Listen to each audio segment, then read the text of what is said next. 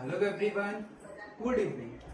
In this episode, we are going to learn about first figure of speech, that is simile.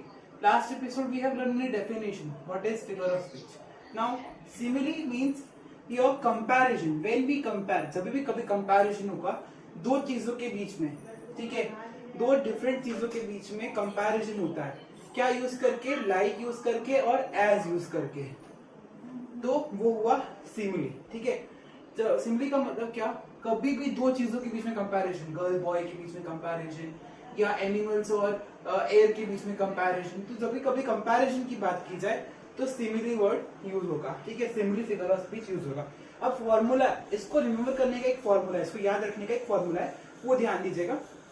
तो जब भी कभी आपको as like दिखे और सेंटेंस में दो चीज है. अब देखो, ही रन लाइक अ विंड. अब विंड है यहाँ पे और ये बॉय है. ही यानी एक बॉय और एक ये विंड, दो चीजें हैं और बीच में लाइक है. So this is called as simile.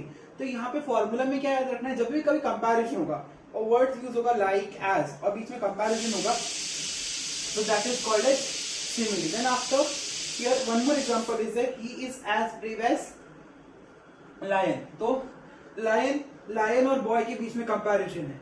जब भी कभी comparison की बात हुई तो that is called as simile. Hope the topic has been followed to you.